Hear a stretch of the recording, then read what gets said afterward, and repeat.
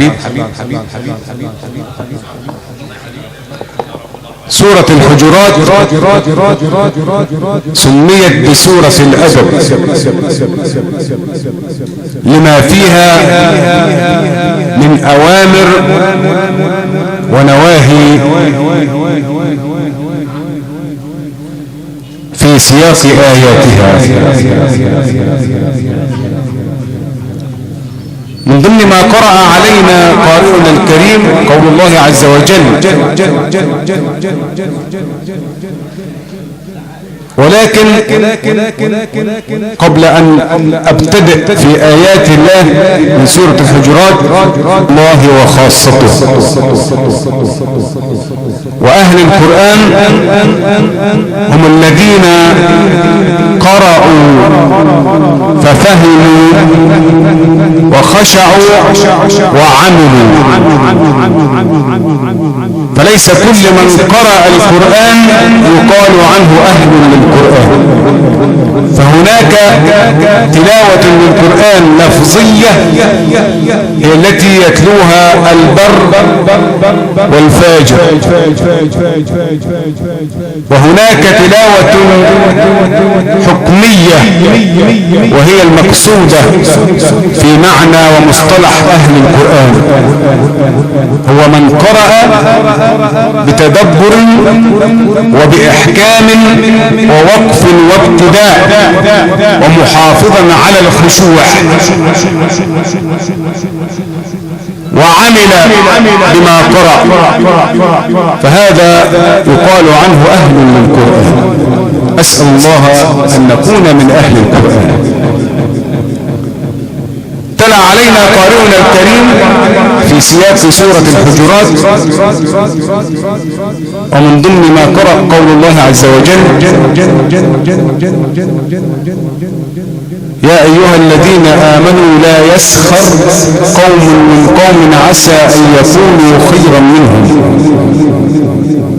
ولا نساء من نساء عسى أن يكون خيرا منهن ولا تلمزوا أنفسكم ولا تنابزوا بالألقاب بئس الاسم الفسوق بعد الإيمان ومن لم يتب فأولئك هم الظالمون.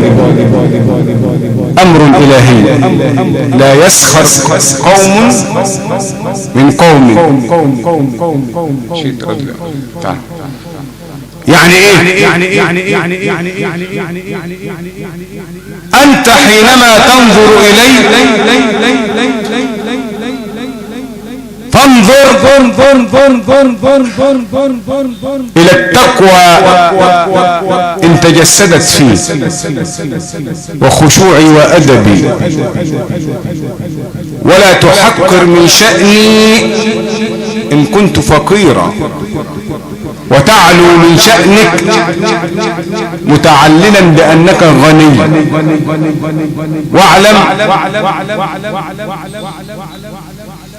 أن التقي هو الغني. صلى على الحبيب. فالنبي يقول: رب أشعث أغبر لو أقسم على الله لأبره. التقوى هي الغنى والاستغناء، وليس الغنى غنى المال، ولكن الغنى في الاستغناء عن الناس واللجوء إلى الله. رأيت الناس قد مالوا إلى من عنده مال، ومن لا عنده مال فعنه الناس قد مالوا. رأيت الناس قد ذهبوا، رأيت الناس قد ذهبوا إلى من عنده ذهب، ومن لا عنده ذهب فعنه الناس قد ذهبوا. رأيت الناس منفضة إلى من عنده فضة، ومن لا عنده فضة فعنه الناس منفضة. المتاع الدنيا متاع، ولكن التقوى هي سلاح المؤمن. قول الله عز وجل: لا يسخر قوم من قوم عسى أن يكونوا خيرا منهم. استشهاد تاني، اسمع حاج مهني، ربنا بيقول تاني فلا تزكوا أنفسكم هو أعلم إيه بمن اتقى. ما تتفخرش بنفسك انا صاحب المال والاطيان والجاه. ربنا بيقول فلا تزكوا انفسكم هو اعلم بمن اتقى. والنبي قال واشار الى صدره الشريف فقال التقوى ها هنا، التقوى ها هنا في صدره في الجهة اليسرى اي في القلب. صلى على الحبيب. ولا نساء من نساء عسى ان يكن خيرا منهن، يعني مش الرجال بس والنساء كذلك. ما ينفعش ان ست تسخر من سيدة او سيدة تسخر من سيدة اخرى. الامر للرجال والنساء سواسية. صلى على الحبيب. ولا تلمزوا انفسكم ولا تنابزوا بالالقاب. النبي حينما وطئت قدماه الشريفتان المدينة المنورة فوجد من عادتهم ان كل شخص او انسان فيهم له اسم او اسمين او ثلاثة. يعني تلاقي الواحد اسمه ايه؟ عتبة وكرم ومنتصر. فالنبي تعجب من اهل المدينة، طب نناديكوا بالاسم من هون، يجي تناديه باسم معين يقوم يزعل يغضب. فالنبي ايه قال لهم ولا تنابزوا بالالقاب، نزلت علي ايات بينات امر الهي ولا تلمزوا انفسكم ولا تنابزوا بالالقاب بئس الاسم الفسوق بعد الايمان. وحذرهم النبي فقال ومن لم يتب فاولئك هم الظالمون. الان في العصر الحالي نقعد نمزح مع بعضينا، وخيرا في المنطقة دي بالذات، نختص بهذه المنطقة في القرية اسماء غريبة مش فيها ضحك هنا يا جماعة، ده ادب قرآني. تلاقي عائلات يقول لك ده عيلة ابو كذا واسماء قبيحة، تيجي تنصح يقول لك انت هتعمل لي شيخ. يا عم فكر شوية، ده ربنا اللي بيقول لك ولا تنابزوا بالالقاب. يقول لك ابن ابو زكيبة، ابن ابو ربة، ابن مش ايه الاسماء دي؟ من اين اتيت بها؟ وكيف تلاقي ربك وانت عاصيه؟ ربنا بيقول لك ايه ولا تلمزوا انفسكم ولا تنابزوا بالالقاب. ليه يا رب؟ بئس الاسم الفسوق بعد الايمان. خلاص انتوا بقيتوا مسلمين مؤمنين. الاسماء حتى ما تدعوش واحد بامه، ادعوهم لابائهم، هو اقسط ايه عند الله. ما ينفعش حتى تنادي الواحد باسم امه. حتى اخواننا اللي بيقعدوا يدعوا يقول لك ايه الله يكرمك يا فلان ابن فلانه. انا مين قال لك كده؟ ده ربنا يقول لك ادعوهم لابائهم. جهل معتم يا اخوانا في هذه المنطقة بالذات. يا اخوانا المزارعين، انا مش عايز اقول الاسماء اللي في المنطقة هنا، عيب. ألا تخشون الله؟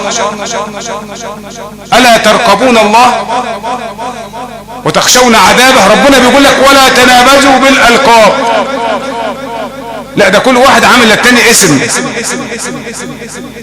مش يقول له يا محمد ولا يا احمد، يقول له يا ابن ابو كذا. اسماء غريبه ما تضحكش، مش فيها ضحك، ده ايات قرانيه. انا مش جايب من كلام، لو الكلام من عندي انا ما تاخدوش، انما الشيخ هو اللي لسه قرأ اهو. بئس الاسم الفسوق بعد الايمان ومن لم يتب فاولئك هم الظالمون. يعني اللي مش هيتوب من دلوقتي بعد ما سمع الايات من الشيخ حسين ربنا يبارك فيه هو اللي ظالم لنفسه. ما تدعيش واحد الا باسمه هو، قول له يا محمد ابو احمد، يا علي ابو عبد الغني، يا محمد ابو عبد الحميد، يا سيد ابو كذا. انما الالفاظ اللي بيننا دي لا تنفع فيها هزار ولا ينفع فيها الا الجد، والله هو الجد. صلى على الحبيب. بعد ذلك كي لا نطول، الشيخ قرأ ايه؟ الشيخ حسين، ومن حسن الطالع ان يكون معنا النهاردة. اسأل الله ان يبارك فيه على ادبه، كان مرتبط في منطقة اخرى واثر لحبه فينا ونحن نحبه والله. وقال كفر حمود اهلي ونسي. صلى على الحبيب. ربنا قال يا ايها الذين امنوا اجتنبوا كثيرا من الظن ان بعض الظن اسم. ما تظنش في اخوك السوء، كن حسن الظن. ما تظنش في اخوك ده مسلم، انما المسلمون اخوة، انما المؤمنون اخوة. احنا اخوات، ما تظنش فيها السوء، خلي ظنك حسن. ذلك ربنا عز وجل بيقول ايه؟ انا عند حسن ظني عبدي بي، فان كان ظنه بي خيرا فهو خير له. ما تظنش فيها سوء. اجتنبوا كثير يا ايها الذين امنوا اجتنبوا كثيرا من الظن ان بعض الظن اثم ولا تجسسوا. ما تحطش ودانك معايا وانا بتكلم مع واحد تاني. تسترك السمع ليه؟ هتستنط عليا ليه؟ وعلى بيتي ليه؟ وعلى موقعي في الفيسبوك والانترنت ليه؟ بتتجسس ليه؟ هتكسب ايه؟ ولا يغتب، اسمع بقى، ولا يغتب بعضكم بعضا. الغيبة، صلى على الحبيب. النبي علم صحابته الميامين فقال لهم ذات مرة: أتعلمون ما الغيبة؟ انتوا عارفين يعني ايه الغيبة؟ ده النبي اللي بيقول. فقالوا: ما هي الغيبة يا رسول الله؟ فقال: هو ذكرك لأخيك بما يكره. فشوف بقى الصحابة يقولوا ايه؟ يا رسول الله أولو كان فيه ما قلنا وما ذكرنا؟ فقال لهم: إن كان فيه فقد اغتبتموه، وإن لم يكن فيه فقد بهتموه. يعني كده انت في كارثة. شوف ربنا بيقول ايه: أيحب أحدكم أن يأكل لحم أخيه ميتا فكرهتموه. الغيبة أكنك بتاكل لحم أخوك وهو ميت. الله أكبر. والنبي ذكر أنه أثناء رحلة المعراج إلى السماوات العلى رأى أناسا يخمشون وجوههم بأظافرهم، فقال: يا أخي يا جبريل من هؤلاء؟ فقال: هم الذين يغتابون الناس ويقعون في أعراضهم. النبي شافهم بيقطعوا لحم وجوههم. شوف ربنا قال ايه: ولا يغتب بعضكم بعضا. أيحب أحدكم أن يأكل لحم أخيه ميتا فكرهتموه. فيا عبد الله لا تغتاب أخاك المسلم. وكذلك زوجتك عندما تدخل عليها البيت تلاقيها جايبه سيره فلانه وفلان وعمل وسوء، ابدا وقل لها: اتق الله، انا احاسب عنك امام الله. ما تسمعش كلام مراتك لما تذكر جارتك بسوء، ولا امك عملت واختك عملت وخالتك عملت وعمتك عملت. مش ده اللي بيحصل فينا؟ نسائنا فتنه، النساء فتنه ناقصات عقل ودين الا ما رحم ربنا. ولا يغتب بعضكم بعضا. ليه يا رب؟ أيحب أحدكم أن يأكل لحم أخيه ميتا فكرهتموه واتقوا الله. شوف ربنا قال لك واتقوا الله إن الله تواب رحيم. يعني ربنا قبل التوبة. يلي بتجيب في سيرتي بيجيب في سيرتي ليه؟ ويلي بتذكر أخاك في غيبته بما يكره بتذكره في الغيبة ليه؟ ما تقابله وخليك راجل وكلمه كده، إنما أنت جبان. الذي يغتاب الناس جبان ليس بمؤمن قوي ولا صدوق. إن الله تواب رحيم. شوف بعد كده يقول إيه: يا أيها الناس إنا خلقناكم من ذكر وأنثى وجعلناكم شعوبا وقبائل لتعارفوا إن أكرمكم عند الله أتقاكم وليس أغناكم أبدا أبدا. بل الغني هو وكيل لله على مين؟ لصالح إيه؟ عيال الله. الأغنياء وكلائي والفقراء عيالي، فإذا بخل وكلائي على عيالي أزكتهم عذابي ولا أبالي. ربنا بيقول لك يا أيها الناس نعم يا رب إنا خلقناكم من ذكر وأنثى، آدم وحواء كلنا سواسية. إنا خلقناكم من ذكر وأنثى وجعلناكم شعوبا وقبائل لتعارفوا إن أكرمكم عند الله أتقاكم إن الله عليم خبير. فيا عبد الله يا من بدنياه انشغل وغره طول الأمل، الموت يأتي بغتة والقبر صندوق العمل. أما لك أن تستفيق استفق من غفلتك، لا تسخر من أخوك المسلم، ولا تظن به السوء، ولا تغتابه، ولا تلمزه بالألفاظ والألقاب. اترك هذه. ذات مرة ولا نطيل سكع، عارفين السكع؟ سكع مسلم من المهاجرين أخاه المسلم من الأنصار. قيل إن السكع زي ما تضرب واحد على غفاه أو في مؤخرته بقدمك أو بيدك أو نحو ذلك، يعني على غفلة كده. فنادى الرجل يا أيها الأنصار، والتاني قال يا أيها المهاجرين. فالنبي استمع. ايه ده؟ ايه اللي بينقال في المدينة ده؟ فقال أدعوى الجاهلية؟ فأخبروه قالوا يا رسول الله في واحد من اللي جايين معاك من مكة سكع واحد من المدينة. فقال لهم النبي يعني وعمالين تقولوا يا مهاجرين ويا أنصار وانتوا كلكم إخوة، اسمع دي، اتركوها فإنها منتنة. قيل ان هو قصده ما تعملوش كده، ما تضربوش بعض. وقيل انه نبههم انه ما حدش يقول تاني يا ابو فلان ويا ابو علان. الكلام واضح وكل واحد عارف، والله كلنا عارفين. فلسانك ما تفضلش تقول على العائلات عيلة ابو كذا وعيلة ابو كذا وابوه كان بيعمل كذا وامه كانت بتعمل كذا. ولا تنابزوا بالالقاب، بئس الاسم الفسوق بعد الايمان ومن لم يتب فاولئك هم الظالمون. وأوصيكم ونفسي بتقوى الله وتدبر القرآن، ثم كثرة الاستغفار والصلاة والسلام على النبي صلى الله عليه وسلم. فمن هديه في ليلة الجمعة وفي نهار الجمعة أنه أمر أن نكثر من الصلاة والسلام عليه، فقال إن صلاتكم وسلامكم معروضة علي في قبري. فيا بشرى من أكثر من الصلاة والسلام على النبي صلى الله عليه وسلم في كل وقت وحين. فمن صلى على النبي واحدة صلى الله عليه بها 10 ورفعه 10 من الدرجات وأحط عنه 10 من الخطايا وذكره في ملأ عنده. واليوم ليلة الجمعة يسن فيها من كثرة الصلاة على النبي وكثرة الدعاء. فيوم الجمعة فيه ساعة إجابة.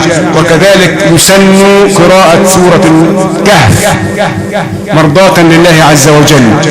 يا عباد الله، أسأل الله عز وجل لي ولكم التوبة والغفران، وأن يثبتنا على الإيمان، وأن يؤلف بين قلوبنا، وأن يرحم الراحل الكريم. اللهم إن كان محسنا فزد في إحسانه، وإن كان مسيئا فتجاوز عن سيئاته.